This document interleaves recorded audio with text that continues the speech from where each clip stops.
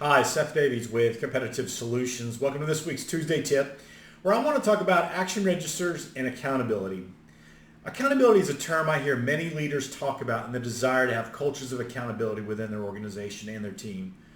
But where I believe they fall short in achieving that goal is they have failed to make accountability visible, personal, and real. One of the four pillars of our process-based leadership methodology is accountability. And within that pillar, we teach to our client organizations the utilization of a tool called an action register. An action register is designed to document critical tasks, assignments, ownership responsibilities, and agreed upon target dates. This will be the first step in creating cultures of accountability within your organization. What I'm showing you here is a screenshot from Visual One, our business performance software, and it's a screenshot of an action register. And you'll see in one of the columns the actions, what someone says they're going to do, what they've been asked to do, what it applies to. Does it apply to something the team talked about? Does it apply to a project? Or perhaps it applies to a metric on the scorecard that is below target, the thermometer thermostat. I'll talk about those next week.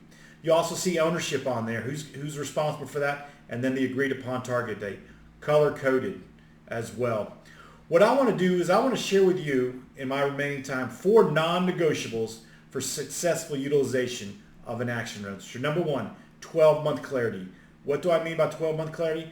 I'm talking about the ability to go back 12 months from now and know exactly what that action is. If we write down check with IT, nobody will remember 12 months from now what that was. But if the action is check with IT about the new laptops, when they were released for our new employees, that is something that folks will remember specific. Number 2, singular ownership of actions. We're not going to put 3 different names down for that action because if we do, it'll never get done. And we need to have agreed upon target dates on that. Talking about target dates, number 3, what's going to be your renegotiation process when a target date's going to be missed? Let's be honest, things happen. Projects take priority. People call out sick. What's the process going to be when your team is in jeopardy of missing an action? Is it going to be that employee needs to come to you as soon as possible, 72 hours in advance of the action? Is it going to be a phone call? Is it email? Or does it have to be a face-to-face? What's going to be your process to renegotiate?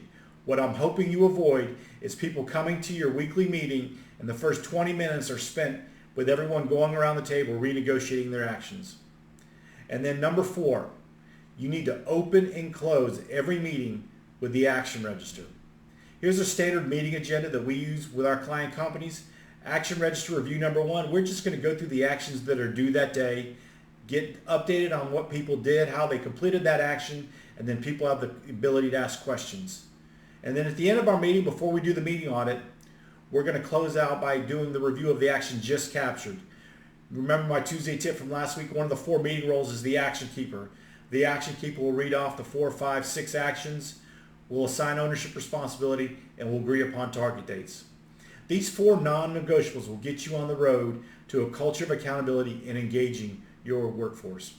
Next week, join me as I talk about metrics. Are your metrics thermometers or thermostats? Have a great day.